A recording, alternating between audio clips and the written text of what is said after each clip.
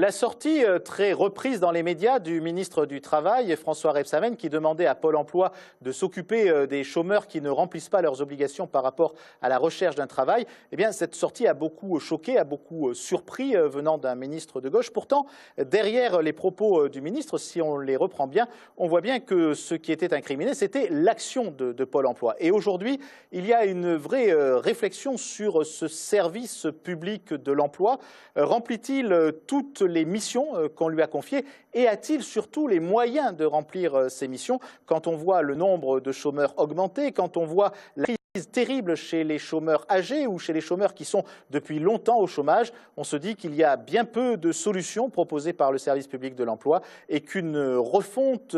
qu'une rénovation de ce service est absolument nécessaire aujourd'hui. Les personnels qui travaillent semblent écrasés par leur charge de travail, justement, par une mauvaise organisation. Il est donc nécessaire très rapidement de revenir sur l'organisation de Pôle emploi et le ministre du Travail ne voulait peut-être pas dire autre chose quand il a fait cette sortie parfois interprétée comme une lutte contre les chômeurs fraudeurs.